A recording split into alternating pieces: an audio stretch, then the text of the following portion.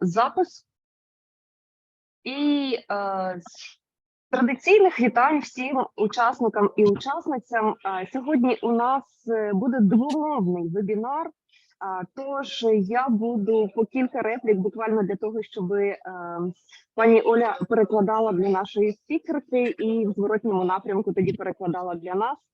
Вітаємо всіх учасників та учасниць на вебінарі, який сьогодні організувала команда проєкту «Твій сімейний лікар» у партнерстві із глобальним альянсом медичних знань. It's a pleasure to have everyone joining this webinar organized by our alliance, and today we'll be talking about the palliative care. So welcome everyone. Я Оксана Мосієнко, є лідеркою напряму розвитку спільнот та роботи з друзями бренду і представляю тут команду проєкту «Твій сімейний лікар».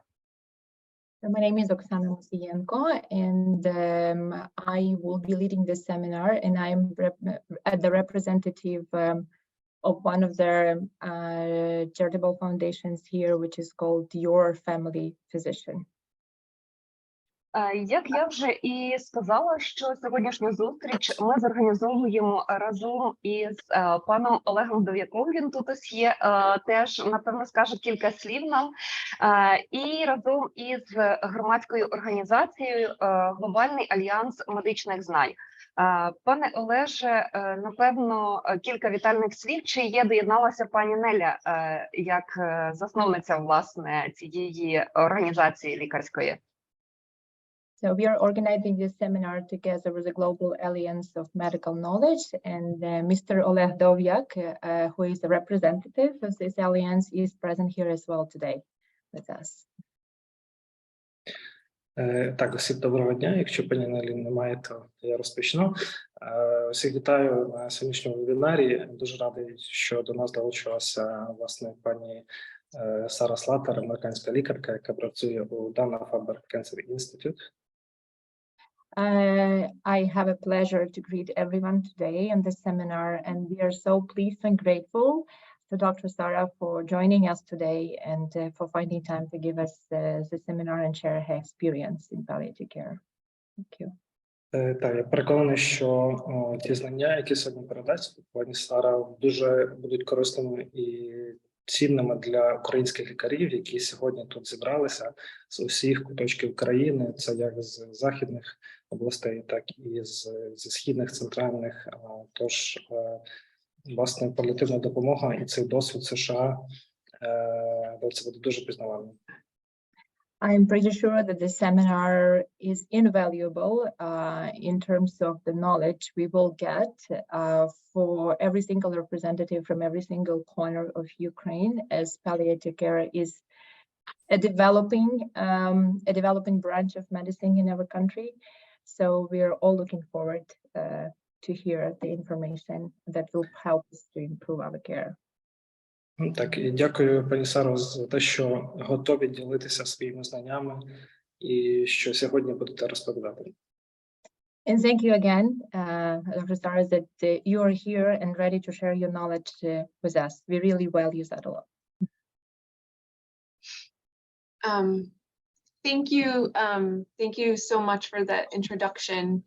I wanted to introduce myself and explain my background a little bit. Дякую щиро за запрошення. Дякую щиро за можливість бути сьогодні з вами. Я хотіла представити себе і трошки розповісти про себе. I practice oncology at Dana-Faber Cancer Institute in Boston. But before I did my oncology training, I did training in palliative care and have practiced palliative care since I did my palliative care fellowship. Yeah, that's fine. Thank you. So, я є лікарем-онкологом і працюю, власне, в Dana-Faber інституті, тобто онкологічному у Бостоні. Але перед тим, як розпочати свою діяльність у сфері онкології, я, власне, завершила тренінг, тобто і маю досвід роботи в паліативній допомозі. I also work for a global health organization in Boston, and we help to support oncology and palliative care programs in Haiti and Rwanda as well. Я також працюю в Інституті глобального здоров'я так в Бостоні, і ми, власне, підтримуємо ініціативи, так, що стосуються, власне, сфери онкології та паліативної допомоги в Руанді, так, тобто в країнах, такі, скажімо, які потребують цього.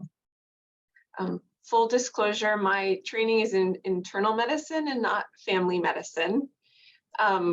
But there are many parallels, I think, to our training, and many reasons why I think family medicine physicians are actually better suited to practice palliative care.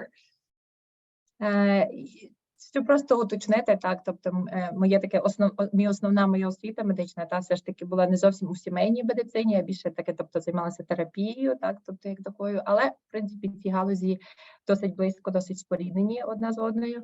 Ну і є багато причин, чому власне вважати, чому власне сімейні лікарі, та, тобто які займаються і дитячим, і дорослим віком, є хорошими спеціалістами для того, щоб освоїти паліативну допомогу, тому що більш це охоплююча спеціальність.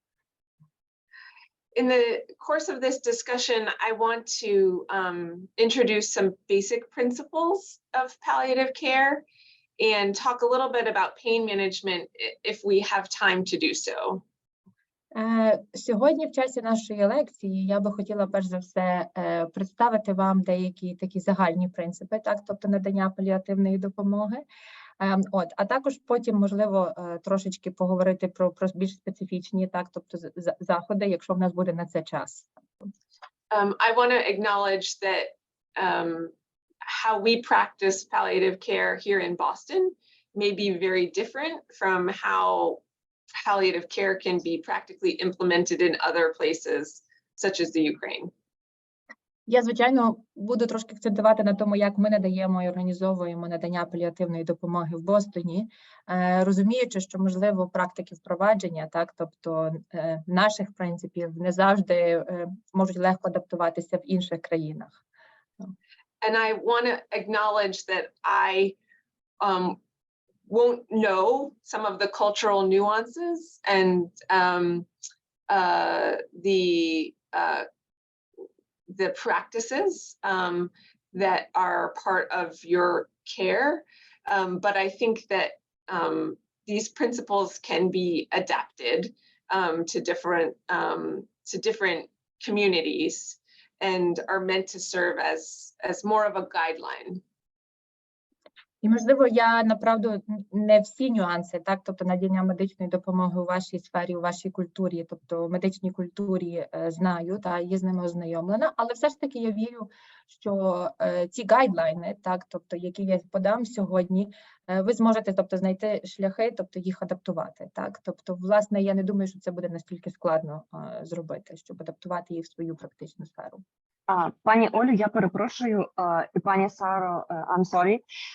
Я перед тим, як ми безпосередньо зануримося у тему паліативу, хотіла би іще для всіх учасників, бо бачу, є питання організаційного характеру, сказати кілька моментів, щоб було комфортно далі всім працювати. So, Dr. Sara, I'm so sorry. There were just a few questions from the audience regarding the organization of our lecture today. If you will allow just to have a minute to give an explanation so everyone kind of understands, if that's okay with you. Sure, yes. Before we go to the main course of the lecture. Yes. So my plan is to talk sort of about palliative care, just sort of the basic practice of palliative care and core concepts. That's sort of initially, that's the plan. Отже, я кажу, тільки закінчується і власне вступ такий, так, тобто доктор Сара хоче сказати, що вона сьогодні власне зверне увагу на основні принципи надання паліативної допомоги, так, тобто. And then also to talk a little bit about pain management, recognizing that that's a really big topic and that it's impossible to cover, quickly. І також я хотіла б присвячу трошки часу, власне, розмові про лікування і купування болю, так, больового синдрому, усвідомлюючи, що це надзвичайно обширена тема, І, звичайно, покрити всі аспекти ми сьогодні не зможемо. Does that help to clarify? Yes, I think. Thank you so much. Okay. Пані Олю, пані Саро, давайте скажемо для всіх учасників, що ми працюватимемо десь орієнтовно годину, і за цей час, окрім основної, власне, доповіді, виступу, спіча пані Сари, у нас ще буде в кінці серія запитань і відповідей. І для того, власне, задавати питання можна у чаті, а можна буде потім голосом задати вже безпосередньо після викладення основної презентації. Okay, and then there was a question regarding maybe timing and whether there will be a question answer part. So we just clarify to everyone that we will be probably giving a lecture for 1 hour or so, and then there will be a possibility to ask questions for participants. Yes, definitely. And I want people to feel free to ask questions along the way. So if people want to put messages in the chat, we can certainly pause for questions, and it definitely makes it more interesting if we take time to do that. Також доктор Сара наголошує на тому, що запитання вона буде вітати і по ходу лекції, тому що іноді навіть легше в контексті відповісти, так? Тобто, тому, будь ласка, колеги, пишіть свої питання в чаті, і ми зможемо зробити перерву, тобто, між нашій розмові і, власне, постаратися відповісти на ваші запитання. So I think we touched on this a little bit. We're going to review sort of definitions and principles of palliative care, a little bit about how that interfaces with family medicine, and talk about pain. Те, що вже ми проговорили фактично, тобто огляд такий загальний нашої лекції, ми будемо говорити про термінологію та деякі принципи надання, власне, паліативної допомоги, як, власне, ми можемо впровадити ці принципи в нашу практику сімейного лікаря, а також коротко проговоримо про лікування больового синдрому. So the WHO definition of palliative care is a type of care that focuses on improving the quality of life of patients and their families by treating pain and other problems, physical, psychosocial, and spiritual, in order to relieve suffering. Якщо ми переглянемо визначення паліативної допомоги, яке дає Всесвітня організація охорони здоров'я, то ми бачимо, вони формулюються наступним чином, що це є свого роду підхід, тобто до надання, скажімо, допомоги чи опіки над пацієнтом, який допомагає нам покращити його якість життя та якість життя членів сім'ї, тобто які, власне, зустрілися на своєму шляху з певними труднощами. І, власне, в першу чергу заключається в тому, щоб позбавити хворого больового синдрому чи інших проблем фізичних, психологічних чи, власне, емоційних. The goal is to improve quality of life, and palliative care is meant to be life-affirming, but also regards dying as a normal process. Звичайно, найважливіше – це покращити якість життя. І, власне, це є основний принцип. Але також паліативна допомога спрямована на те, щоб виробити, тобто підготувати, наприклад, в добрий спосіб пацієнта до розуміння того, що може настати смерть, тобто, і, власне, до самого сприйняття, тобто моменту того, що, власне, може завершитися життя пацієнта. And it can be applied early in the course of a serious illness in conjunction with other therapies that are intended to prolong life. І, власне, іноді, власне, прийняття і розуміння того, тобто, що завершення життя може наступити вже досить швидко, якщо ми говоримо про надто важку чи серйозну недугу, то, власне, ця практика підготовки сім'ї пацієнта проходить в паралель до того, як ми практикуємо інші, тобто принципи надання допомоги паліативної.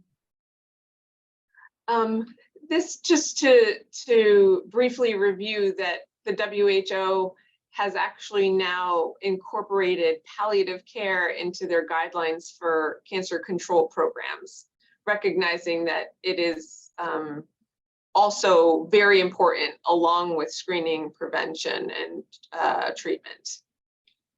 Хочу також просто наголосити, що в guideline, так, тобто Всесвітньої організації охорони здоров'я, тобто які власне спрямовані на те, щоб організувати так і рекомендувати організацію допомоги, надання допомоги пацієнтам з онкозахворюваннями, включені власне також принципи паліативної допомоги поряд з, скажімо, рекомендаціями щодо профілактики, скринінгу, раннього виявлення онкологічних захворювань.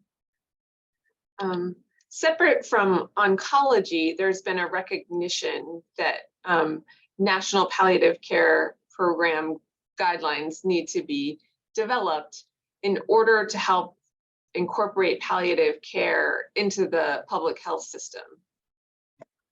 Окрім сфери онкології, так, тобто чимало держав, так, тобто країн розпізнали необхідність впровадження принципів надання паліативної допомоги, взагалі принципи надання допомоги, тобто в інші сфери, так, тобто в іншій медичній галузі.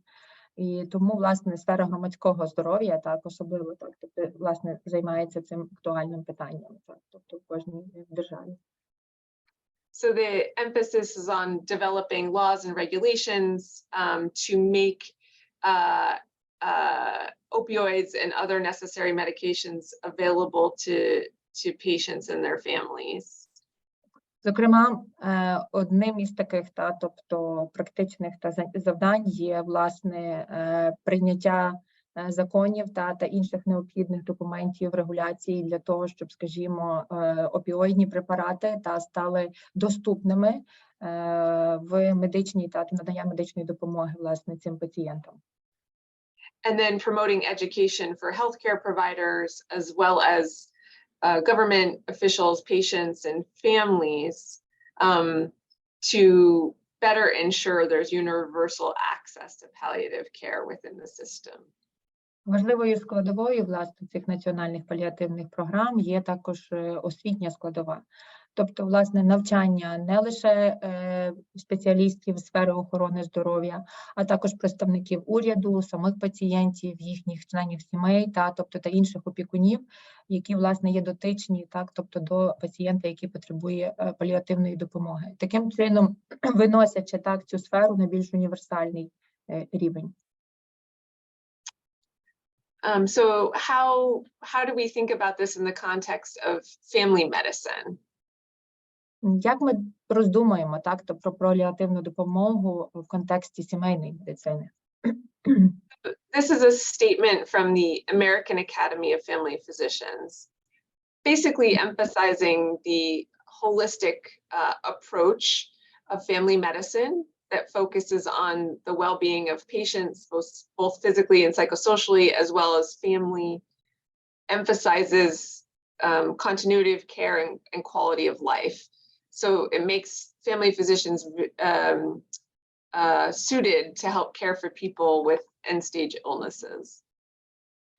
Фактично, як до цього підходить Американська академія сімейної медицини? Так? Тобто вони фактично говорять про паліативну допомогу як такий підхід індивідуальний до кожного пацієнта, так? Тобто спрямований на те, щоб забезпечити добробут, і наскільки це можливо фізичний, так? Тобто психологічний та соціальний добробут пацієнта.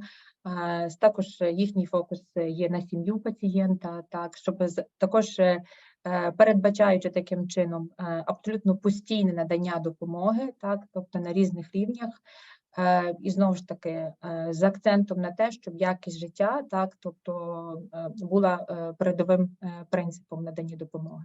І звичайно, що сімейний лікар, тобто відіграє свою унікальну роль в наданні допомоги людям з при термінальних станах. And there's been acknowledgement from the academy that this needs to be incorporated into the training of their residents so that the residency programs have guidelines and curricula to help train the new family medicine doctors to help care for patients with life-limiting illnesses. Especially as people are living longer with more comorbid conditions. Також Американська академія сімейної медицини розпізнала тобто або наголосила на необхідності впровадження освітніх програм, тобто з надання паліативної допомоги в освітню сферу, тобто підготовки лікарів, резидентів або в нашому випадку лікарів-інтернів. Щоб уже з цього моменту, тобто з цього часу, моменту проходження лікарями інтернатури, розпочиналася, власне, практична освітня складова цього проекту, щоб вони себе готували до того, щоб, власне, брати участь в наданні допомоги чи підтримці пацієнтів, які мають важкі захворювання, тобто не боячись, тобто, скажімо, надавати їм допомогу. And this is Dame Cicely Saunders. She's considered the founder of the modern hospice and palliative care movement.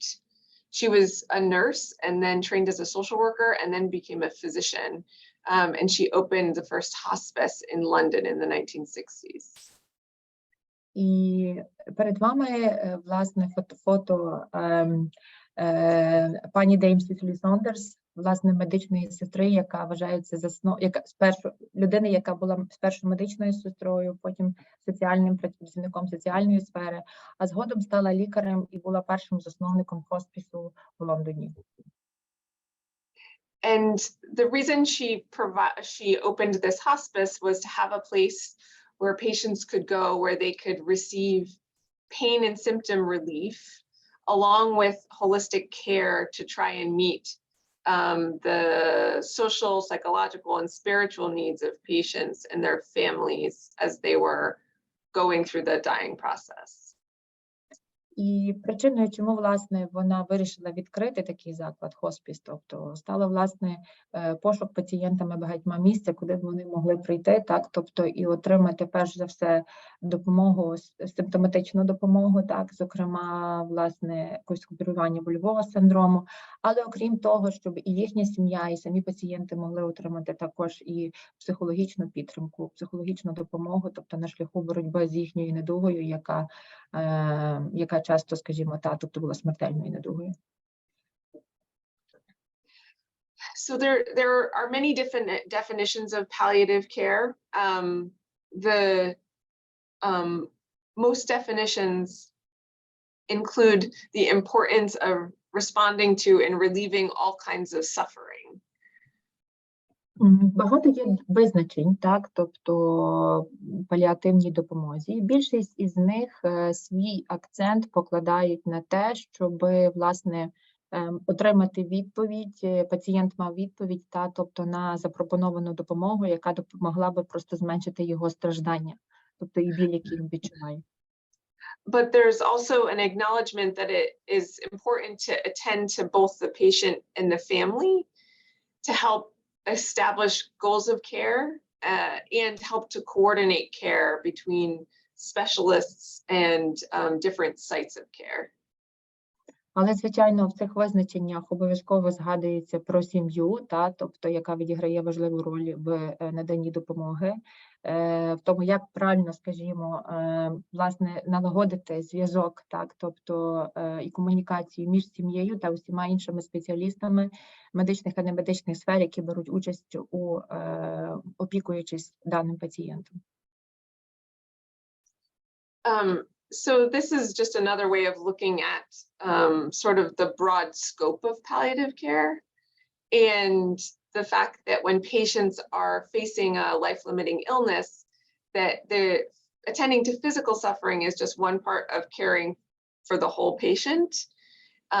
And so our goal is to try to help the patient understand their disease, the likely trajectory of their disease, as well as providing care and support for the family around them. І ще один слайд, який демонструє, напевно, повний спектр, тобто усіх складових надання паліативної допомоги, наголошуючи на тому, що окрім фізичної допомоги пацієнта, тобто чи турботи, скажімо, про його фізичне здоров'я, ми маємо обов'язково подбати про те, щоб проговорювати з пацієнтом, тобто пояснювати йому надавати інформацію про його захворювання, про перебіг його захворювання, щоб пацієнт, якщо він усвідомлює, міг розуміти, власне, те, які труднощі його чекають на шляху. Також постійне спілкування, власне, з сім'єю, про що вже раніше говорилося, так, для того, щоб в них було розуміння того, в якому напрямку, скажімо, рухається пацієнт і з якими труднощами він зустрічатиметься на шляху. Palliative care is a very interdisciplinary service. So physicians and nurses, of course, are seeing the patients and helping with pain and symptom management, but there are many other team members who can help to support patients and families, including social workers, chaplains, therapists, community health workers, that can all be very integral to the patient's care. Хочу наголосити на тому, що паліативна допомога, так, тобто це є, власне, міждисциплінарна допомога, адже окрім медсестер та лікарів, так, тобто інші люди також можуть бути, інші спеціалісти можуть також брати активну участь і мають брати активну участь, власне, в опіці над таким пацієнтом. В першу чергу це є працівники соціальної сфери, це є капелани, так, тобто або духовні наставники, це є фармацевти, це є представники інших організацій, скажімо, громадського здоров'я. And I realize that not every palliative care team will have all of these team members. It depends a lot on the resources available in your community or at your particular hospital. But just to acknowledge that these different team members can bring different skills to the care for your patients. І я усвідомлюю, що, мабуть, не кожна клініка, не кожен центр так може мати можливість і ресурс включити в команду, так, тобто надання паліативної допомоги пацієнтам всіх спеціалістів, перечислених на даному слайді. Але хочеться показати таку, тобто фактично ідеальну модель для того, щоб признати, тобто чи визнати їхню роль важливу, так, тобто яку вони вносять індивідуально, власне, в опіку над пацієнтом і чому вони є потрібні. This is just to reinforce some of there are many myths about palliative care. And so this is just to say that palliative care does not necessarily mean someone is dying, and that palliative care can be part of ongoing early care in the course of someone's illness. Також дуже важливо наголосити, так, тобто, що паліативна допомога – це не є завжди допомога, яка надається тільки тому пацієнту, який помирає, так. Паліативна допомога може бути, власне, складовою ранньої опіки, та, з пацієнтом з важкою недугою. And palliative care is not meant to hasten or to delay death. І також метою надання паліативної допомоги не є пришвидшити, чи навпаки, так, тобто відтермінувати настання моменту смерті пацієнта. And pain relief is a core aspect of palliative care, but palliative care is not just about managing pain. І хоча, власне, лікування, тобто купування больового синдрому є, напевне, центральним і найважливішим аспектом надання паліативної допомоги, але однозначно він не є, паліативна допомога – це не лише про біль, тобто має значно більше складових в собі. So when should we think about getting the palliative care team involved? I think it depends on the illness, and for some diseases, having palliative care involved at the time of diagnosis may be very appropriate. Коли ж є, власне, цей добрий час, тобто для пацієнта, чи як визначити, власне, час, коли команда на надання паліативної допомоги має, власне, почати опікуватися тим чи іншим пацієнтом? Індивідуальний, направду, є підхід, але іноді, направду, власне, вже в момент після початкової оцінки стану пацієнта, так, тобто і розуміння складності перебігу того чи іншого захворювання, ми вже можемо думати про те, щоб заручитися підтримкою команди паліативної допомоги. And palliative care can be involved throughout the course of illness. as it can help patients to comply with therapy by helping to manage side effects or promoting adherence. Також паліативна допомога, тобто спеціалісти паліативної допомоги можуть втручатися в будь-який момент, тобто чи в момент перебігу того чи іншого захворювання. Власне, тим самим можуть допомогти покращити толерантність, тобто запропонованої лікувальної схеми пацієнтів, зниживши ризик побічних ефектів або покращивши сприйняття, тобто чи толерування того чи іншого методу лікування. Palliative care is especially important when there are no longer effective disease-modifying therapies, and also after a patient's death to provide bereavement support for the family. Дуже важливо, тобто одразу, скажімо, звернутися за допомогою до паліативних, до спеціалістів, які надають паліативну допомогу, тоді, коли ми вичерпали вже всі свої можливості, тобто з використання медичних засобів, тобто фармакологічних чи нефармакологічних, які можуть модифікувати ще в якийсь спосіб перебіг захворювання. Якщо їхня ефективність, скажімо, вже втрачає, тобто виснажує себе, це є час, власне, для того, щоб звернутися за паліативною допомогою. І вкрай важливо, тобто пам'ятати про те, що паліативна допомога потрібна буде пацієнтам після того, як пацієнт помирає, тобто після втрати родича, який, власне, боровся з недугою. This is the traditional model of how we think about disease-modifying therapy and palliative care, that they're very dichotomous and that there's an abrupt division between curative therapy and end-of-life care. Does that make sense? Sorry. Where is my audio?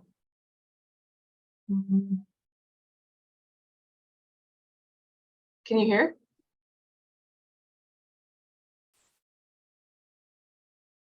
I apologize.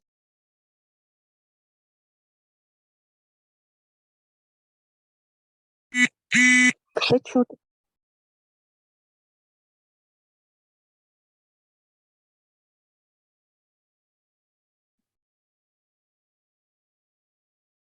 Can you hear me? I'm so sorry. Yes, I can hear you. Oh, okay. Can you? Sorry can for you hear that. me? Yeah. Sorry for that. Oh no, that's okay. So I heard kind of about the first phrases about disease-modifying therapy model, and sorry, Dr. Sara, if you can repeat, please. Yes, of course. So the traditional model is that there's a division between disease-modifying therapy and palliative care. So in the past, patients had to sort of choose between one or the other.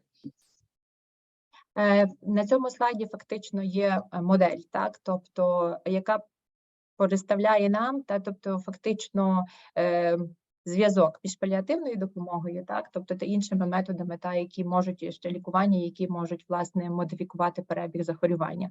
В минулому більше ця модель розглядалася як таке надання вибору пацієнта, тобто чи ми, власне, концентруємося виключно на терапії, яка модифікує перебіг захворювання, чи на паліативній допомозі.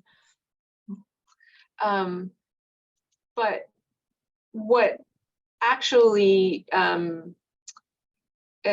most patients and families want is a more blended model of care where you're integrating curative therapy and palliative care across the continuum.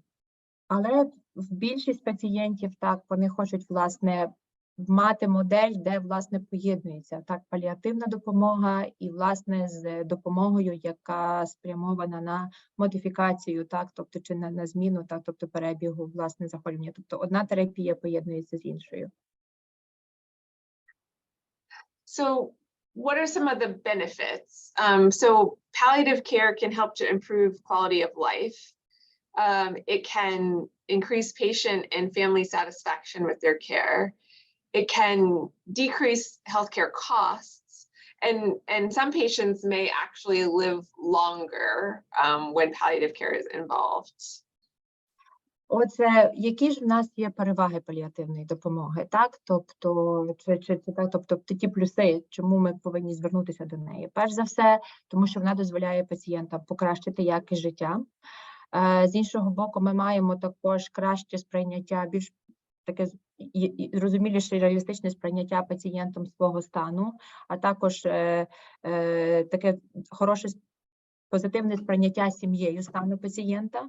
Також це нам допомагає зменшити витрати, так, тобто на надання допомоги пацієнту. І, звичайно, іноді це навіть, в принципі, покращує якість і навіть тривалість життя пацієнту. This is a study that was published about 10 years ago or so that looked at patients with metastatic lung cancer. And these groups of patients were randomized to standard of care or saw palliative care physicians at the time of their diagnosis. На цьому слайді я пропоную вашій увазі, тобто публікацію, так, тобто статтю, яка, власне, була присвячена наданню ранньої паліативної допомоги пацієнтам з метастатичним, так, тобто раком легень. Власне, було порівняння, так, тобто між групою пацієнтів, яким було дадано ранню паліативну допомогу, а також між групою пацієнтів, яким надавали стандартну допомогу. So the patients in the early palliative care group were found to have improvements in quality of life, were less depressed, and actually lived longer than the patients who were in the standard of care group. І що ж ви побачили, власне, на момент завершення того дослідження, що, власне, пацієнти, де була запроваджена принцип ранньої паліативної допомоги, так, тобто загальну опіку над пацієнтом, перш за все, ці пацієнти мали значно кращу якість життя, також вони жили довше, тобто тривалість життя була подовжена, і ці пацієнти мали значно менші прояви депресії. So again, the palliative care works to think about treatment of symptoms, establish goals of care, psychosocial support, and then coordination of care across different sites. Отже, якщо ми говоримо про які наша головна ціль, тобто або головна ціль надання паліативної допомоги, тоді ми скоординовуємо перш за все свої зусилля на лікування симптомів, на визначення цілей, так, тобто нашої допомоги паліативної, які є, скажімо, можуть бути різнитися від пацієнта до пацієнта. Також психосоціальна підтримка, так, то пацієнта і сім'ї, і, власне, налагодження правильної координації, надання допомоги. These are very common symptoms that we see with in the patients, palliative care population of patients.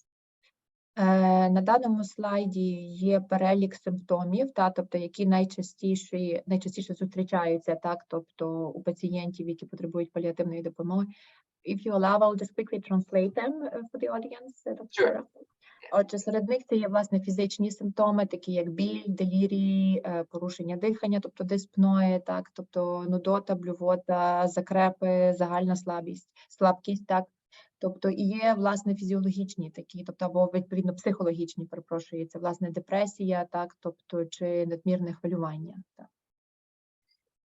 And this is data from a study that was done looking at patients at the end of their life. And I think it's important because it shows that cancer patients have significant pain, shortness of breath, and confusion at the end of their life, but so do patients with end-stage lung disease and end-stage heart disease. So it's not just cancer patients that are dealing with these types of symptoms.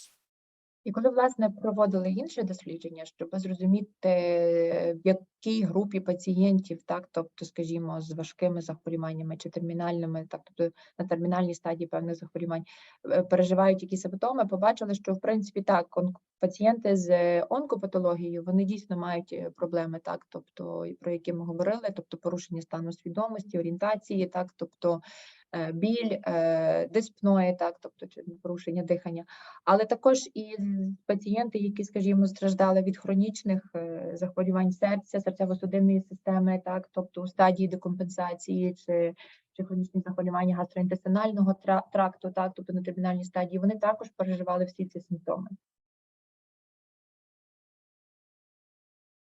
I think that when patients have an advanced illness, the physical symptoms can also impact their emotional state, but also their functional state. And so when patients are very symptomatic, they may not be able to work, they may not be able to provide for their family. And so that loss of function results in further increasing stress given economic stability and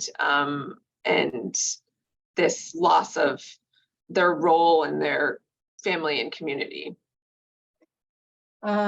Чому, власне, так важливо, так? Тобто намагатися контролювати ці фізичні симптоми, про які ми згадували на попередньому слайді? Тому що пацієнт, який має постійну присутність тих чи інших скарг, тобто тих чи інших симптомів, перш за все страждає емоційно, а це, відповідно, впливає на його здатність функціонувати щодня, так? Тобто, власне, цей пацієнт не може продовжувати працювати, а це, відповідно, впливає і на його фінансовий, сказане, на благополуччя в сім'ї. Тому, власне, а це ще більше, так, тобто посилює згодом і депресію, так, тобто і інші проблеми, які можуть виникнути вторинно до цих труднощів. As palliative care providers, I think one of our responsibilities is to help patients better understand their prognosis. Частиною нашої роботи, тобто роботи спеціалістів, які займаються наданням паліативної допомоги, є допомогти, власне, допомога пацієнтові зрозуміти краще його прогноз. So patients often have multiple chronic illnesses and they may have multiple doctors involved in their care. And it can sometimes be very difficult for patients and families to understand what the trajectory of their illness is likely to be. Яскравий приклад тому це є пацієнт, який страждає, тобто на кілька хронічних захворювань. Так, ним можуть опікуватися кілька спеціалістів, так, тобто прогноз щодо різних захворювань може бути різний, так, тобто кожен лікар, звичайно, акцентує увагу на тому захворюванні, яке він веде в даного чи іншого пацієнта. І, власне, наша роль як спеціалістів паліативної допомоги допомогти це все підсумувати, так, тобто і прояснити, власне, пацієнтові, так, тобто, який шлях, так, тобто його, власне, чекає у боротьбі з цими захворюваннями. So ideally, we would help synthesize the medical information for patients, because we know that patients who understand their life expectancy make different choices about their end of life care. Тобто, фактично, ми мусимо зробити синтез, так, тобто інформації медичної від різних спеціалістів, які опікуються цим пацієнтом, і донести цю інформацію коректно до пацієнта, тому що ми знаємо, що іноді це допомагає пацієнтам, скажімо, зробити правильний вибір, так, тобто щодо того, як вони проживуть цей відрізок, чи врешті-решт, як, власне, завершиться їх життєвий шлях. And again, the goal is to try to make sure that our treatment plan aligns with the patient's values. І дуже важливо переконатися в тому, що план лікувальний, так, тобто який ми визначили для пацієнта, відповідає його цінностям. I think that we want to make sure that we're educating the patient and the family about the options that may be available to them in the setting of a particular diagnosis and prognosis.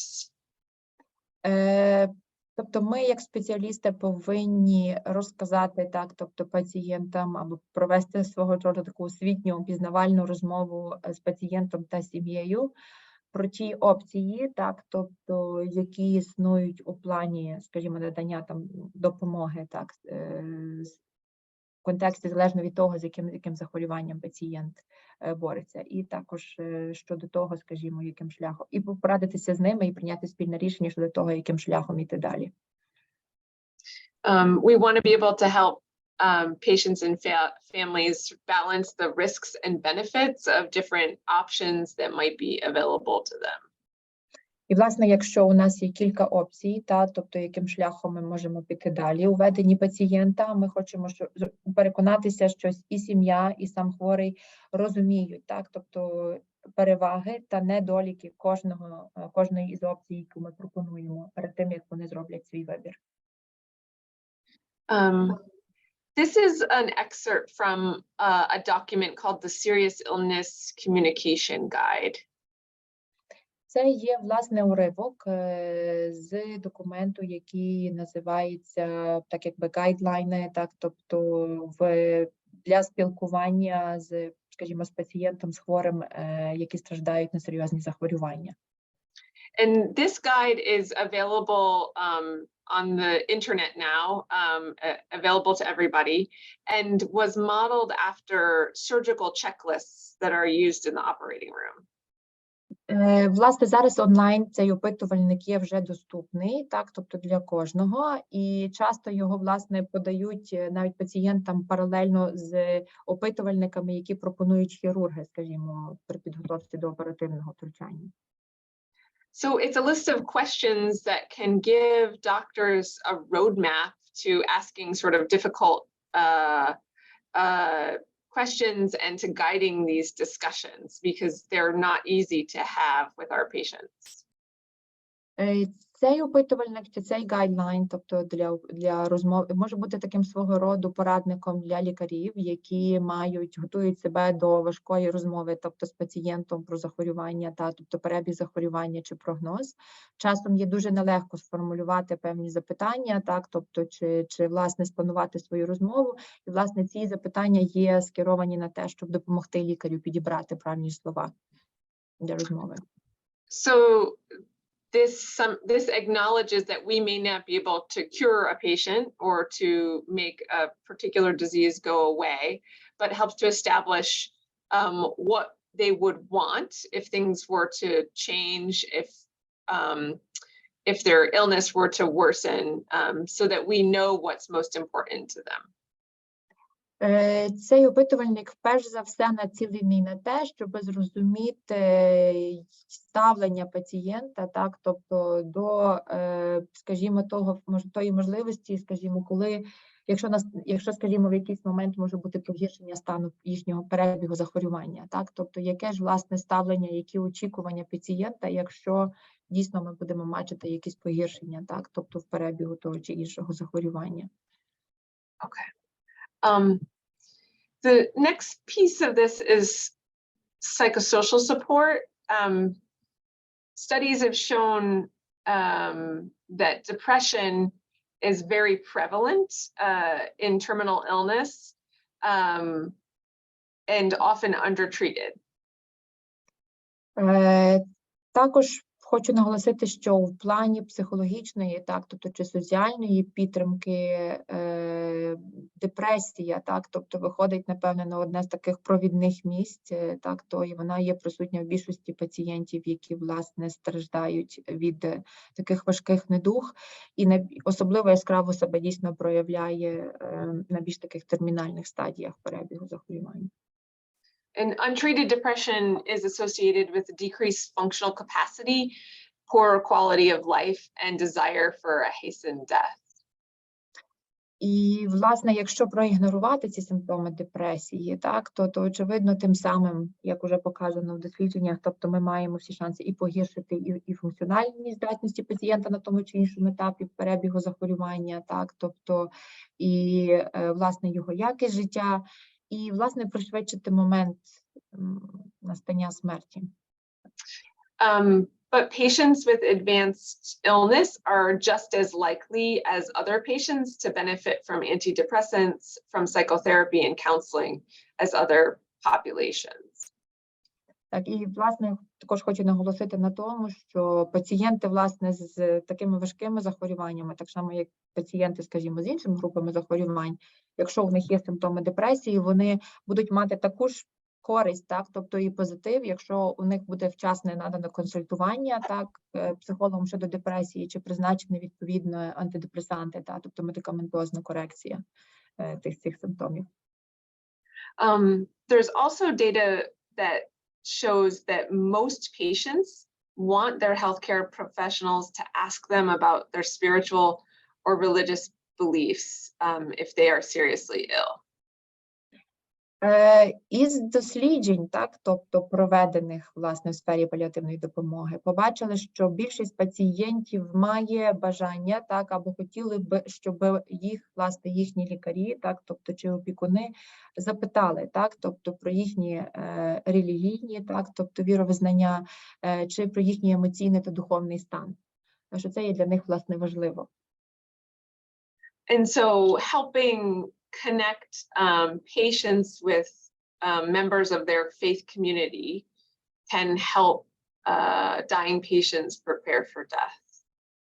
Дуже часто, власне, налагодження зв'язку, так, тобто духовного особливо зв'язку такого, тобто між пацієнтом та членами релігійної громади допомагає, власне, пацієнту набагато краще приготувати себе, скажімо так, тобто до смерті. And lastly, the palliative care team often will provide bereavement support for family members after their loved one has passed away, to check in on them and see if they need any additional therapy or counseling. І, власне, слід наголосити на тому, що паліативна допомога потрібна також сім'ї, так, тобто особливо така підтримка сім'ї, так, тобто на етапі, коли, власне, вони втрачають близьку людину. Тут спеціалісти паліативної допомоги повинні, власне, поопікуватися над забезпеченням цієї підтримки членам сім'ї після втрати. One of the challenges of caring for patients in a large healthcare system is that coordination of care can be very difficult. Однією з труднощів, так, тобто однією з проблем, які можуть виникати на шляху організації паліативної допомоги, це є координація надання допомоги між різними спеціалістами, так, тобто які залучені до опіки над пацієнтом. And so we stress trying to improve communication between teams, especially around transitions of care. So if someone's going home from the hospital or needs to go home with visiting nurses at home, those pieces of the transmitting information around discharges and transitions in care is incredibly important so that patients feel well cared for. І, власне, завданням спеціалістів з надання паліативної допомоги є налагодити, так, тобто цю співпрацю і комунікацію між спеціалістами, так, тобто різних сфер для того, щоб забезпечити, власне, добру якість надання допомоги. Зокрема, це є важливо на етапі трансферу пацієнта, так, тобто, скажімо, з лікарні додому, так, тобто особливо під нагляд медсестри, тобто яка його відвідуватиме вдома, тобто під нагляд сім'ї. Дуже важливо, власне, щоб на етапі трансферу були забезпечені, скажімо, всі необхідні потреби пацієнту, і щоб він не відчував, щоб цей перехід не був стресовим. Other topics that also come up as we're helping patients and families to plan for next steps in their care are financial concerns, because it can be very expensive if someone is living with a serious illness for a long time. Серед інших труднощів та проблем, так, тобто які, власне, якими часто стикається сім'я пацієнта з важкою недугою, це є, власне, фінансові проблеми. Адже ми розуміємо, що іноді паліативна допомога чи засоби, та, які необхідні пацієнту для підтримання його життя, так, тобто і підтримання доброї якості життя, є дороговартісними. We often talk about the need for additional tests.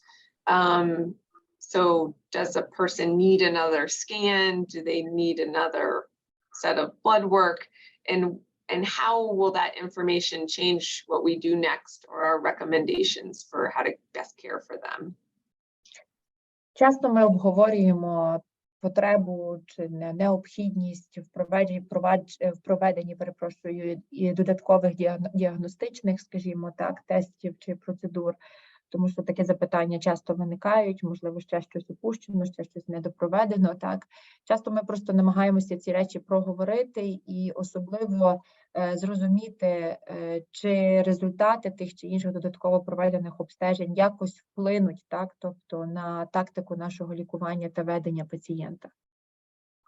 And I think one other critical piece when thinking about how to best care for patients and families is recognizing the burden that caregivers are under, so that as the primary caregivers are at risk for depression and their own mental health challenges as they care for a loved one over a long period of time. І дуже важливо розуміти, так, і усвідомлювати весь тягар, який лягає на плечі опікунів, тобто родичів, так, то членів сім'ї, які в першу чергу будуть опікуватися, чи мають, так, тобто, чи опікуватися пацієнтом, і розділити, власне, цей тягар, чи знайти способи полегшити його. I want to shift to talk a little bit more about pain, but I wonder if we should pause here just to see if there are any questions or comments thus far. Я б хотіла тепер перейти, власне, до розмови про біль, але хотіла би запитати, чи на цьому етапі, можливо, є якісь коментарі чи запитання, які послухають нас. Пані Сара, пані Олю, я бачила у чаті запитання такого характеру, чи може відвідувати паліативного хворого декілька мобільних бригад різних установ? Ну, от, власне, це те, що питання, яке виникло ще на початку розмови. There was one question in the chat whether, I guess, different medical teams from different hospitals or clinics can actually visit the same patient. So that's a good question. If the patient is at home and the different teams have the ability to do home visits, then yes. I think if a patient is coming into the hospital or into the clinic, that's a little easier because certainly they can see different providers when they're there. But I think it depends on if someone is not able to come into the clinic, about the resources in the community, if providers are able to go to them. Дякую за запитання. Питання, звичайно, дуже цікаве. І хочу сказати, звичайно, що якщо пацієнт є вдома і є така можливість, так, тобто мобільних бригад з різних клінік відвідувати пацієнта, чому ні? Звичайно, що це дійсно є трошки витратно, фінансово і, можливо, складніше зорганізувати. Тому, в принципі, якщо пацієнт може бути в лікарні або приїхати в лікарню на певний час, то завжди варто скористатися тою можливістю організувати різні візити різних, скажімо, спеціалістів на місці, тобто в лікарні. Але якщо є така можливість, то можна і організувати це вдома. With COVID, we have seen more palliative care providers doing virtual visits, which is sometimes helpful for patients and families who can't leave home to come into the hospital. ковід, в принципі, також дещо, тобто змінив нашу практику консультувань хворого та пацієнта, тобто почали використовувати онлайн-консультації таких пацієнтів і сімей, особливо, власне, тих, хто не зміг тих чи інших, чи не може з тих чи інших причин приїхати до лікарні. Although I do think there are times when a doctor or a nurse really needs to be present, physically present at the bedside to assess what's going on, especially if a patient's having very complicated symptom issues. Але, звичайно, тобто є не за такі моменти, які, скажімо, є незамінимі щодо присутності лікаря та медсестри фізично біля пацієнта, особливо, тобто, коли є розвиток якихось певних ускладнень чи неконтрольованої симптоматики, тоді, звісно, єдиний спосіб – це фізично відвідати пацієнта. Does that answer the question, do you think? Більше запитань немає, це поки що одне було в чаті, тому ми можемо рухатися далі. I think we can move. Yes, thank you for your answer. I think it was a complete answer, and I guess we can move forward. Okay. So I wanted to focus a little bit more on pain management, although, like I said before, this is a very broad topic, so this is really a brief overview.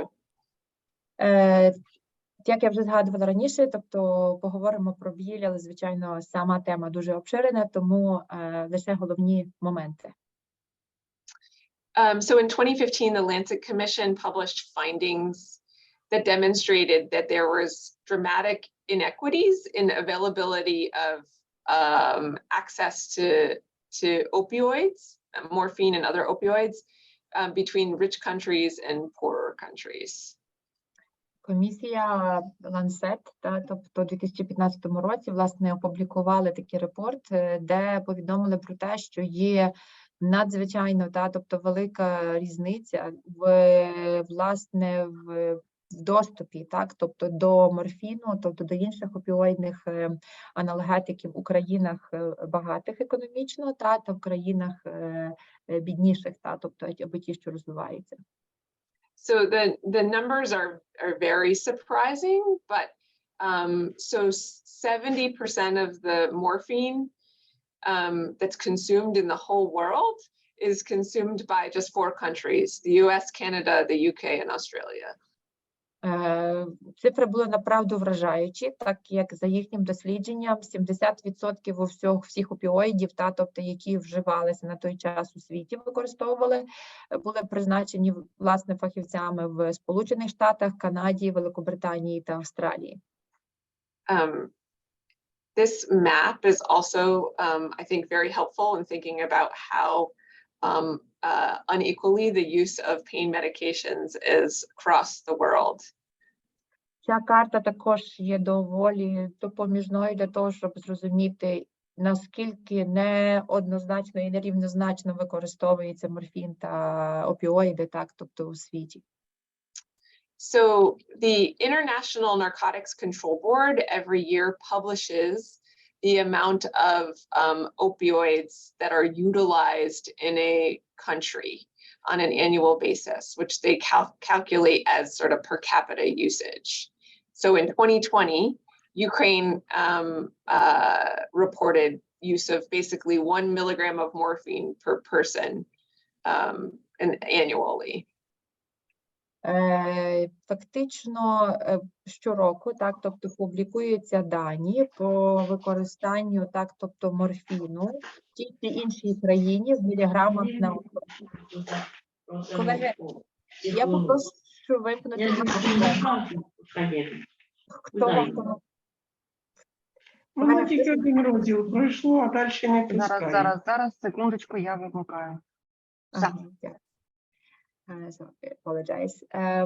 Отже, власне, публікується дослідження тобто по тому, скільки морфіну вживають на особу щорічно у тій чи іншій країні.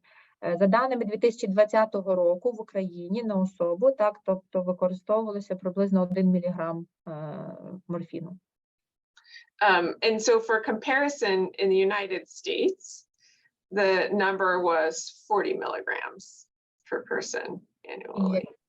Якщо ми порівняємо, скажімо, дані України та дані Сполучених Штатів Америки, то у нас 1 міліграм на особу, в Сполучених Штатах 40 міліграм на особу у 2020 році. So clearly a dramatic difference in the availability of pain medications on a population level. Тобто бачимо, наскільки така велика різниця, тобто в доступності і використанні медикаментів, тобто анальгетиків. And the WHO has started to publish essential medication lists, and they developed an essential list of pain medications for palliative care patients. And the goal of this list is to use it as an advocacy tool to help promote better access to these drugs where availability may be currently limited. Всесвітня організація охорони здоров'я опублікувала перелік так званих есенціальних, так, тобто або важливих анальгетиків, так, тобто протибольових медикаментів, і наголосила, в принципі, на важливості, так, тобто доступу до них в тому чи іншому суспільстві, тій чи іншій країні. От, власне, як ви бачите, колеги, тут є аспірин, ібупрофен, парацетамол, диклофенак, трамадол, кодеїн, морфін, метадон та фентаніл. So pain is incredibly common. It's very common in cancer patients who I deal with every day, but also very common in heart failure, lung disease, and renal failure. Біль, так, тобто як симптом, факти присутній дуже часто у пацієнтів з онкопатологією, зокрема 70-90% пацієнтів, так, тобто скаржаться на біль. Але також великої частки пацієнтів, які страждають, скажімо, від хронічних важких захворювань серцево-судинної системи чи хвороб легеневої, та, тобто легеневих чи, власне, термінальних стадій захворювань нирок хронічних, також біль присутній. And we know that that has significant consequences on mood, quality of life, on families, as well as on the healthcare system as a whole. І ми розуміємо, що, власне, неконтрольованість тобто, цього симптому, тобто або саме болю, має свій негативний вплив, тобто на здатність пацієнта функціонувати, на його настрій, на його якість життя, визначний вплив на, власне, членів сім'ї, які опікуються і присутні біля пацієнта, ну і взагалі на систему охорони здоров'я на загал. And going back to Cicely Saunders, she described this concept of total pain. So this is recognizing the physical pain is one element of total pain, but that we really have to attend to all elements in order to be effective. І, власне, концепція, існує така так звана концепція тотального болю, яка, власне, була запропонована і впроваджена засновницею першого хоспісу. Вона наголосила, власне, говорячи про так званий тотальний біль або увесь біль, так, тобто на тому, що фізичний біль є лише однією складовою цього болю, тобто і соціальна та емоційна складова є вкрай важливими складовими.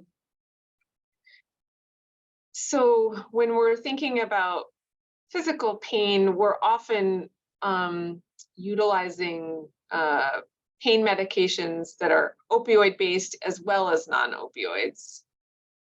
Якщо ми думаємо, власне, про медикаментозний, так, тобто медикаментозні анальгетики, так, то ми їх згрубше поділяємо, так, тобто на опіоїдні анальгетики та неопіоїдні анальгетики.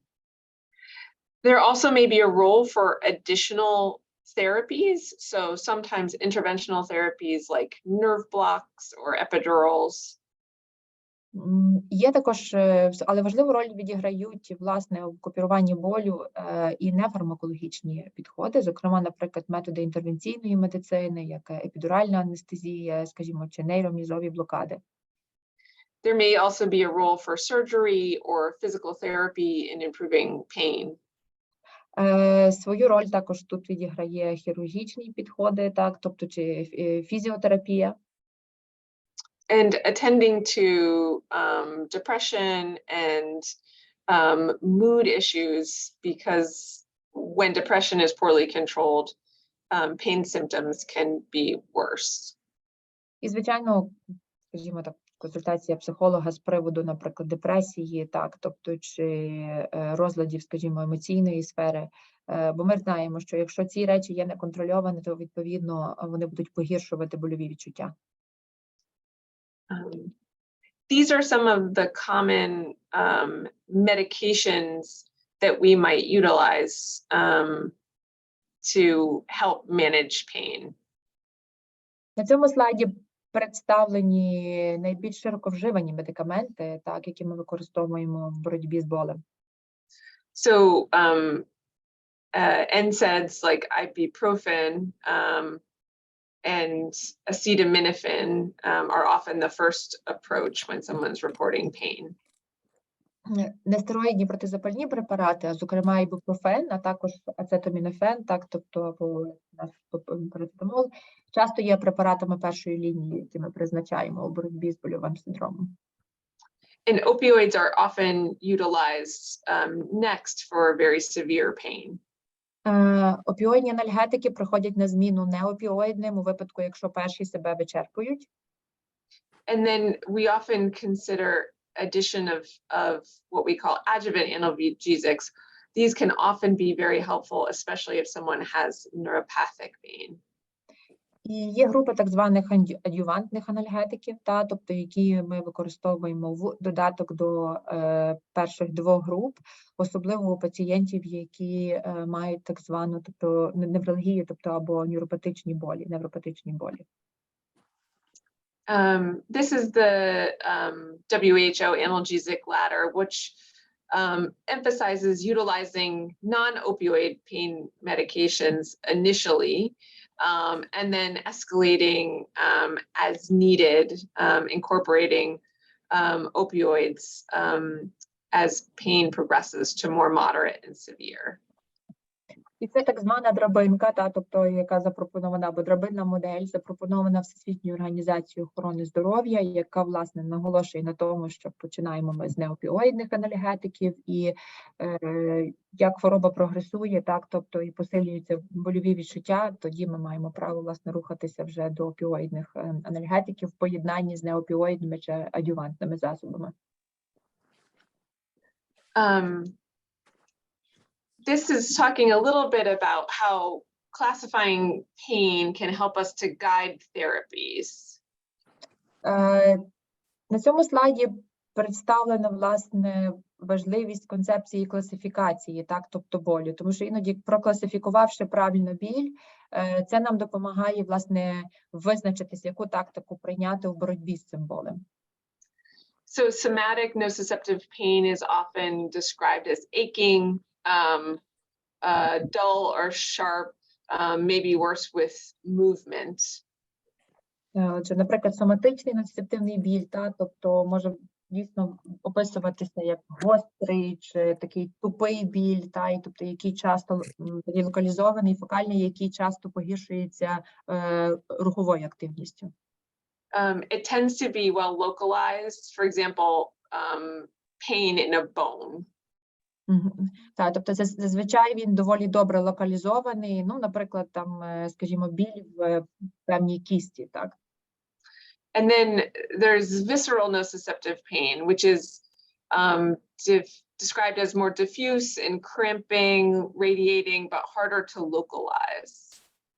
І є також інший вид нociceptivного болю, це так званий вісцеральний біль, який, на відміну від соматичного, який є більш локалізований, є вже більш дифузним, тобто він поширюється, тобто на більші ділянки, тобто тіла, власне, важче його локалізувати. Прикладом, наприклад, можуть бути спазми, тобто спазмові. This might be pain we see with bowel obstruction or with liver capsule stretch if somebody had a lot of disease in their liver. Прикладом таких вісцеральних нociceptivних болів можуть бути болі, скажімо, називається при непрохідності кишківника, або, скажімо, коли ми маємо значне збільшення печінки, тобто болі від перерозтягнення печінкової капсули. And both of these types of pain generally tend to respond to opioids as well as non-opioid analgesics. І з практики скажу, що обидва види нociceptivного болю, соматичний та вісцеральний, добре відповідають як на неопіоїдні, так і опіоїдні анальгетики. Neuropathic pain tends to have a different quality. Patients will describe it as burning or electrical sensations, pins and needles. На відміну від нociceptivного, колеги, в кого вімкнений мікрофон, попросимо виключити його. Але нейропатичний біль, на відміну від носицептивного, характеризується відчуттям такого підсію, можливо, так, тобто відчуття ніби проходження електричного струму, часто його описує як таке, як голкове поколювання, так? And it's thought to arise by abnormal somatosensory processing in the central nervous system, particularly in the dorsal horn of the spinal cord. І, власне, часто, так, тобто біль, власне, виникає, так, тобто на рівні центральної нервової системи, особливо дорсальної частини, так, тобто спинного мозку. And this type of pain can be a little bit more challenging to treat. It does not always respond in the same way to opioid pain medications. І, власне, цей вид болю доволі часто складно контролювати чи лікувати, адже він відповідає гірше, так, тобто чи лише частково на опіоїдні енергетики. I'm going to skip through a few slides here just in the interest of time. Пропустимо кілька слайдів через те, що в нас обмежений лімітований час. So when we are considering prescribing an opioid, there are a few issues to consider. Whether or not a patient has taken strong pain medications in the past and what side effects they had with them. Перш ніж призначити опіоїдні анальгетики пацієнту, дуже важливо врахувати кілька речей від пацієнта, а також дані анамнезу, чи, власне, пацієнт приймав уже в минулому сильні протибольові препарати, і яка була реакція на ці препарати. And we want to know what their kidney and liver function are and what other medications they're taking. Також ми хочемо оцінити функцію нирок, печінки, а також знати ті ліки, які вони приймають в паралель до цього. We need to be careful about using morphine in the setting of chronic kidney disease, and recognizing that these patients are at increased risk of side effects, including delirium and sedation. And so we usually recommend using very low doses or longer dosing intervals. Зокрема, морфін, якщо його призначати пацієнтам з хронічними нирковими захворюваннями, то ми повинні пам'ятати, так, тобто, що потрібно тут модифікувати дозу, або призначати, скажімо, починати з досить низьких доз, чи збільшувати інтервали, тобто між введеннями даного препарату, адже пацієнти можуть мати такі побічні ефекти, як делірії, так, тобто перебувати в стані, скажімо, седації, так, надмірної. And hydromorphone and fentanyl are the preferred opioids for patients that have renal failure. So, fentanyl and Гідроморфон, тобто гідроморфін чи морфон, перепрошую, якщо я не зовсім добре формулюю назву препарату, і фентаніл, власне, є препаратами вибору у лікуванні болю, так, тобто з термінальними захворюваннями, важкими захворюваннями чи у пацієнтів з хронічними власними недугами нирок. I want to be mindful of time. I think we just have 5 minutes left. I have a few more slides, but which I can share with the group. I'm happy to send them to the organizers afterwards so people can look at them. But I want to make sure if there's any questions or comments that we have a time for that too. Власне, доктор Сара каже, що у неї є, звичайно, ще кілька слайдів презентації, якими вона радо поділиться з групою, але враховуючи, що в нас обмежений час, то вона хоче впевнитися, що вона відповість на запитання, якщо такі є, тобто від учасників. Тому радо поділиться для самоопрацювання і дасть час на запитання або на вибір слухачів. Колеги, колежанки, дивіться, я, власне, у чаті нових запитань не бачу, тому ми можемо зараз голосом. Якщо є запитання, шановні учасники, учасниці, будь ласка, задайте запитання пані Сарі, І якраз зараз час, місце і простір для того, щоб почути її експертну думку чи відповідь на ваші кейси, випадки з практики, ну, власне, на ті запитання, які виникли в процесі от того, що ви чули зараз. Прошу, будь ласка.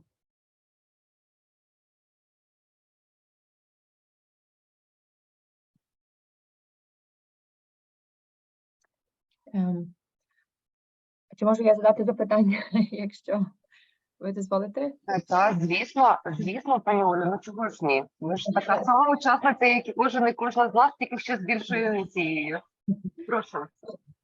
Dr. Sara, thank you for your lecture. I just have a question about the concept of developing dependency on opioids, because I know this is often discussed a lot in the community and in different hospitals and clinical teams. What's your opinion? I mean, on this, do you often see that there is a need to increase the dose because the patients develop some kind of a dependency on morphine? Yeah, so that's a good question. I think when we prescribe opioid pain medications, the fear is always about creating dependency or the risk of addiction. So that's a very common worry, I think, among all providers. Я, власне, запитала про формування, скажімо, залежності, так, тобто від опіоїдів, скажімо, наскільки часто це зустрічається в практиці. І, власне, доктор Сара підтверджує, що досить часто, тобто це є одним з таких важливих питань до обговорення. I think it can be hard to distinguish between dependency and addiction. And so I think if somebody is on opioids for a long time, they will be dependent on them. If you stop them abruptly, they will withdraw. Yeah. That doesn't necessarily mean that they're addicted. I see. Власне, тільки треба розуміти, що є просто різниця, тобто, між залежністю, тобто, від препарату і звиканням, так, тобто, до нього. Звичайно, що якщо хтось перебуває тривало на опіоїдах, що якщо ми раптово їх зупинимо, то очевидно, що будуть всі симптоми відміни присутні, так, тобто, але це не означає, що у них вже виникло звикання, просто це моменти раптової відміни препарату. I think, and we try to reassess patients as their disease progresses. They may have an increasing need for more pain medication. If they're having more, say, in my patients have more cancer-related pain, they might need higher doses over time. Але, звичайно, і сам перебіг захворювання, тобто може вимагати підвищення доз анальгетиків, скажімо, пацієнти з раковими захворюваннями. Тому час від часу ми зробимо повторну оцінку їхнього стану і вирішуємо тоді щодо потреби в корекції дози анальгетиків. But we also monitor for aberrant behavior. So, for example, patients asking to fill their prescription early or losing their prescription and needing another one. There are certain behaviors that are more typical in patients with opioid use disorder or addiction problems. Але якщо дуже важлива річ, за якою ми пильнуємо для того, щоб, власне, зрозуміти, так, тобто, чи часом у пацієнта не формується так звана така залежність міжнаркотичного характеру до опіоїдів, це спостереження дуже чітке за їхньою поведінкою. Ми дуже строго слідкуємо за тим часом, коли вони, наприклад, просять повторний рецепт на медикаменти, або, скажімо, за тою частотою, коли за випадками, наприклад, коли вони звертаються до лікарні, буцімто вони загубили рецепт і потребують новий. Тобто, якщо ми бачимо, що, власне, такі випадки, тобто, то ми починаємо розуміти, що розвивається, власне, така більш психологічна залежність від препарату. Okay. Well, thank you. Thank you so much. Пані Олю, пані Сара, я не бачу зараз питань у чаті, аби озвучити, тобто не додалися, напевно, досить вичерпно і інформативно звучала. Доповідь звучав виступ пані Сари. Так, звичайно, якщо голосом, прошу. Якщо можна, прямо по досвіду вашої країни, як часто ви контролюєте показники крові пацієнта паліативного, який отримує знеболення? Дякую. Я глибоко перепрошую, пані, а можете представитися? Буде добре познайомитися з вами. Борисенко Наталія, сімейний лікар, місто Буча. Дякую щиро. Пані Наталю, і ви маєте на увазі біохімічні, загальнобіохімічні показники? Так. Чи це по потребам, чи є якийсь в них теж план, як часто вони мають це контролювати? Чи тільки виключно, коли лікар вважає, що потрібно проконтролювати? Окей, дякую вам. So there is another question about how often you control biochemical blood work in patients who are on opioids, let's say. Do you have this as a tradition, or certain maybe, you know, blood work should be done, you know, as a schedule goes, or it's really individually? And is this like a screen for other drugs? Like we can do a blood test that looks to see if they're taking other pain medicines, or is this like looking at liver function, kidney function? I think as I re-asked the details, it's more about like liver, kidney function. Question. Okay. You know, I usually I check a lot of labs because I give chemotherapy. Yeah. But I think if you have patients on these medicines, checking labs every month or two, you know, especially if their disease is progressing, because they may, if they're getting sicker, like they may develop renal failure over time. So if they're very stable, that's one thing, but if things are changing, I would check the labs more frequently. Звичайно, тут доктор Сара ділиться тим, що такий досить індивідуальний підхід.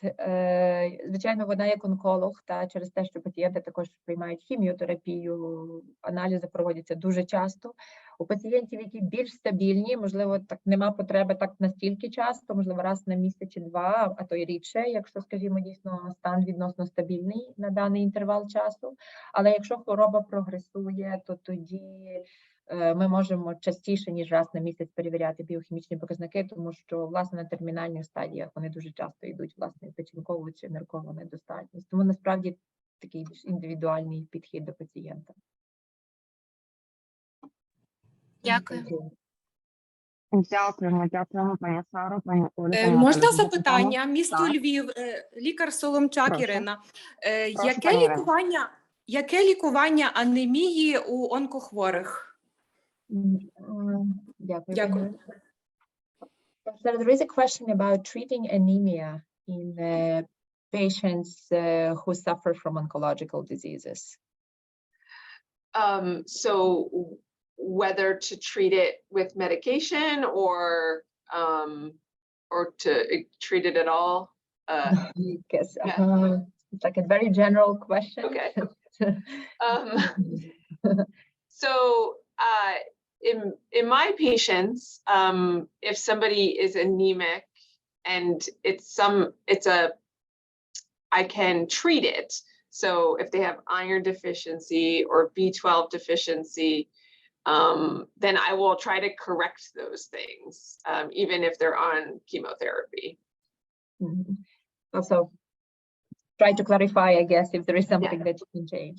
Yeah, I don't know if she means treatment with something like an erythropoietin stimulating agent. I'm not sure if that's the question.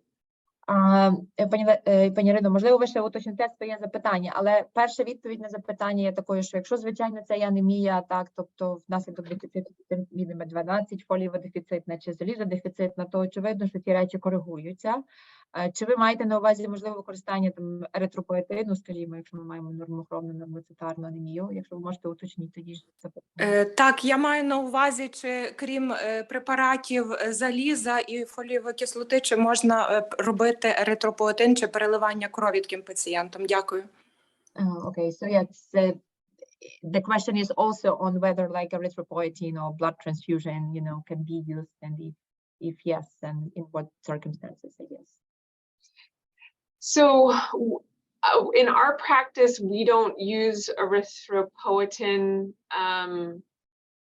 that often, at least in solid tumor patients.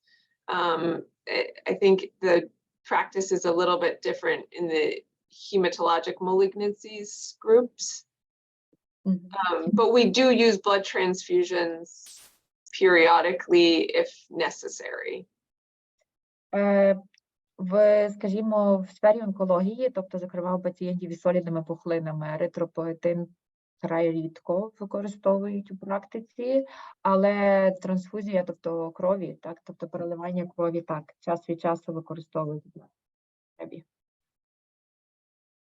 Дякую. I'm curious, do they use erythropoietin a lot for cancer patients?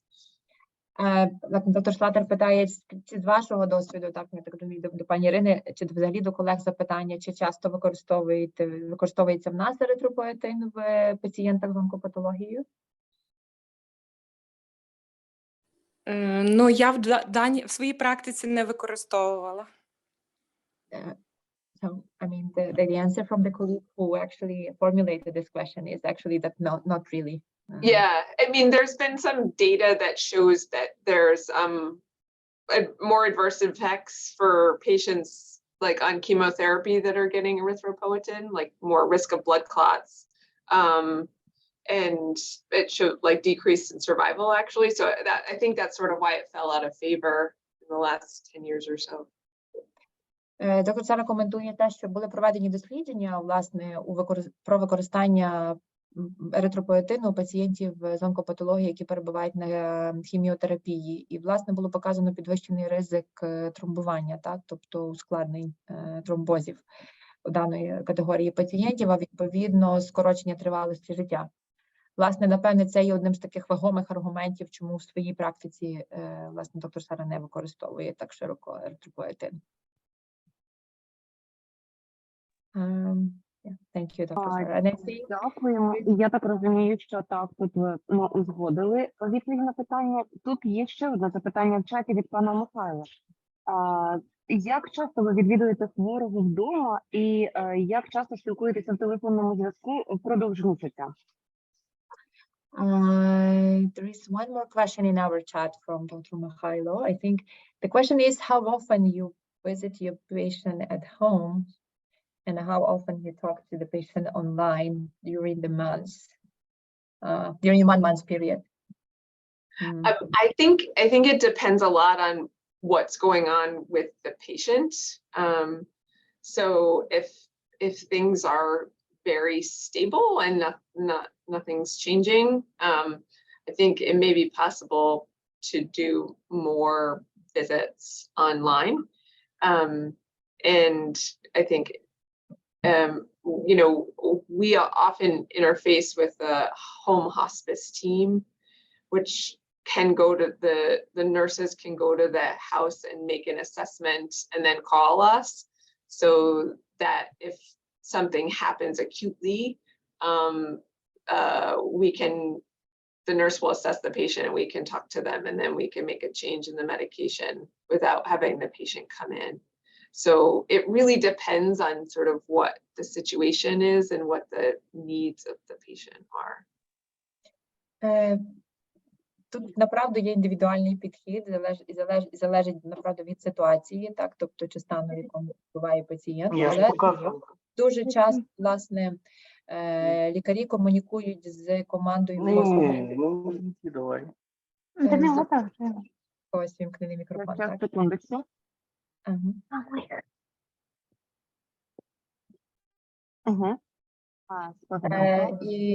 І власне, дякую.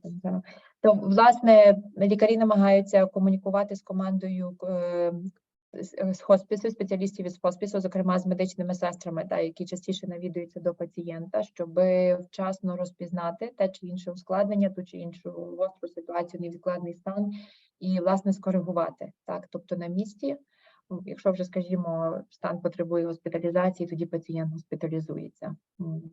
Тобто в основному навідуються, я так розумію, тобто медичні сестри хоспісів до пацієнта, контролюючи стан.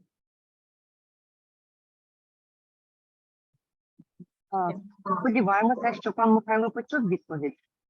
Чи є ще коментар від Сари? Якщо ні, то будемо тоді, друзі, подруги, переходити, напевно, до завершення. Я нагадаю, що сьогодні ми проводимо вебінар, власне, і ще триває, і рухаємо до завершення. Вебінар на тему паліативу, де досвідом ділилася наша колега, партнерка Сара Слаттер, американська лікарка із, ну, скажімо так, яка представляє один із клінічно-наукових центрів Гарвардської медичної школи, за що ми їй дуже вдячні. І, пані Саро, якщо маєте кілька слів на завершення, прошу, якраз зараз є нагода їх сказати. So I think we ran out the questions from the audience, and at the end of our meeting, we would just we would like to sincerely tell thank you for a chance to have this hour or more than an hour of communication with you, Dr. Sara, and we really appreciate your time and sharing your experience with us. Maybe you have some final words for us or advices. Yeah. I just want to say thank you for inviting me to speak today.